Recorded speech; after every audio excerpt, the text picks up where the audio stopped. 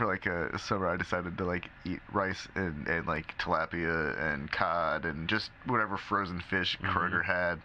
I would just buy a bag of it, and then when it ran out, I'd go buy a different bag of fish. And it worked out for a while until I got to the whitefish, and it was just too fishy. I couldn't do it. I couldn't figure out how to prepare it, and so I gave up on it. And the next thing I knew, I had bought a bag of hamburgers, and I ate those. But for a while, I tried. And, I was trying like, rice, vegetable, piece of fish. Really straightforward, real simple. Not too fancy, nothing too fancy. Some garlic, maybe some ginger. And it worked. It worked for a while. Good food doesn't need a lot of complexity. And I was really happy with this right up until I got to that one type of fish that I couldn't figure out how to cook and I didn't want to eat. And it was like, nah, I'm gonna get a hamburger now. There goes that little experiment. Ugh. I should have just got another bag of like cod or something. Cod's really cool. Cod you can cook all sorts of different ways. You can bread it. You don't have to bread it. Cook it in a soup. It's not super fishy. Nope. It's fishy enough. Yeah. You can put it in some coconut milk and add some coconut milk. I feel like they can go in anything, man. I love coconut milk. Well, I feel like seafood, like fish, and then coconut milk is like a recipe for some kind of like Thai food. Pretty much, yeah. It's like here we go. Anything coconut is like, is that Thai?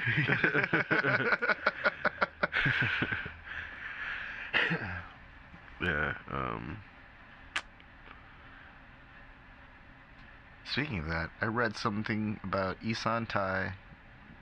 About they might be going out of business, which makes me sad because Bloomington has always suffered like not enough Thai restaurants. Like we'll get a couple, like I think there's I can't remember. Well, it's a bet. Just better not go out of business ever.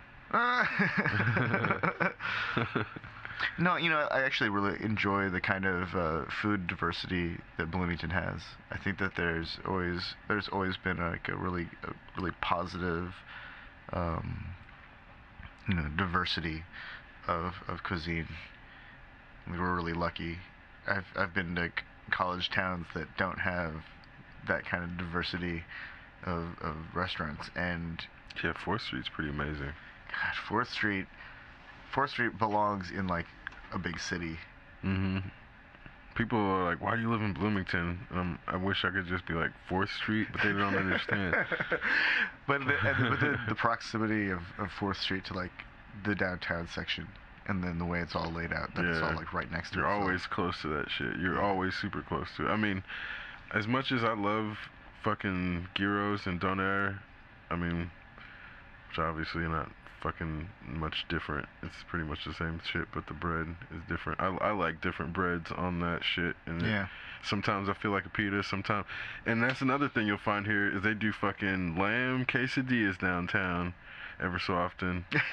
That's some shit you can't find that shit anywhere. Nope.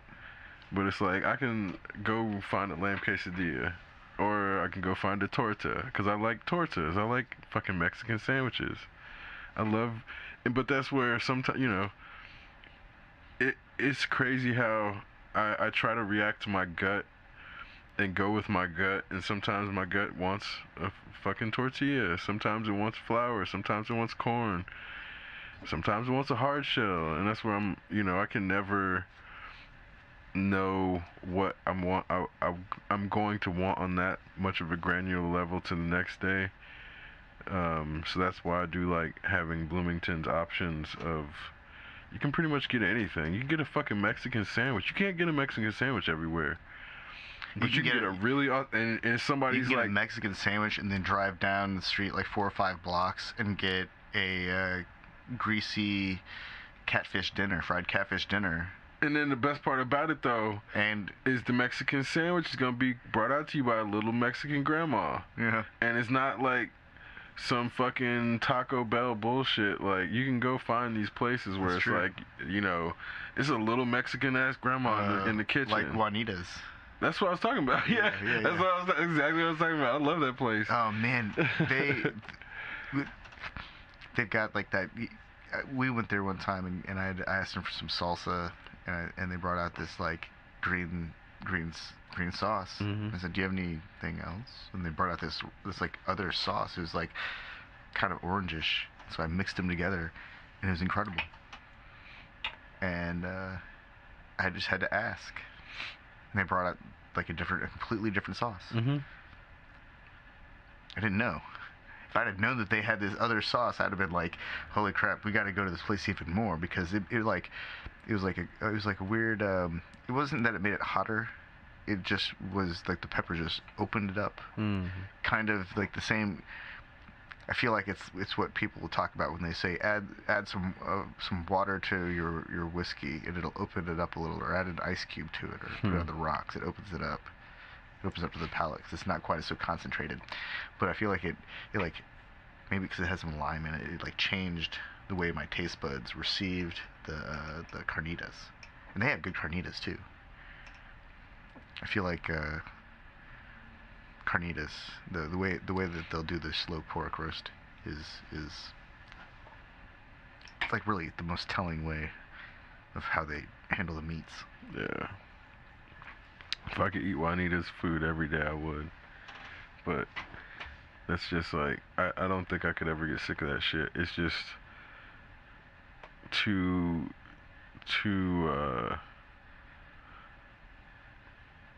like I would probably start gaining weight if I ate it every day. It's too caloric. The kind of additional activities you'd have to like add to your daily routine. Yeah. Well, you might get in good shape, and that's a lot of potential energy stored in one of those tacos. Yeah. It would be an excuse if I said, "Oh, if I hit this many miles or." No, I think the only kind of cuisine I could eat like day in day out would be Chinese food. Because almost all Chinese dishes are really about vegetables, like traditional Chinese food. It's mostly about the vegetables, and they leave a lot of bones in, and I think that helps with forcing you to slow down and eat more discreetly, because you can't just like take a bite of something that's gonna stab you. That's true. I used to think that all cuisine was like built around this idea. It's like, oh yeah, you can eat everything on the plate except for Chinese food and certain types of barbecue.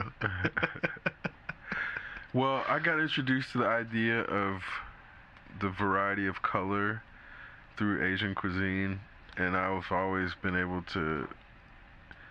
I've been trying to do that since I was younger, in the sense of when you look at your food and it's like, you know, what colors are popping out. Sometimes you go with the brown, like, you know, when you're in those fatty moods and you need the like mozzarella sticks and the brown and the deep orange fried foods. Snickers and deep fried Oreos. Sometimes that shit is like coming from your soul, man, and sometimes people go against it and then it ends up making them go into it even more. But I try to go with it when It's the reason that chicken and waffles is actually absolutely. I really fucking love good. chicken and waffles. Like, yeah. And people will laugh about it until they actually sit down and try it, and then it's like, why didn't anybody tell me that you could have chicken and waffles at the same time? Oh, but dude, you know, that's the type of shit where, you know, when I was a kid, I remember putting grape jelly on a turkey sandwich. And that shit was fucking amazing to me. And then people would be like, "What are you doing?" And then only years later, I found out there's a sandwich called the Monte Cristo. Of course.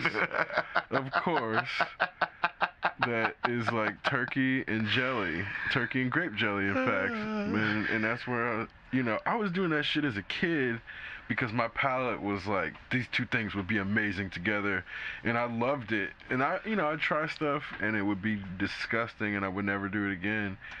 But I was always trying to find different textures and flavor combinations, even as a kid.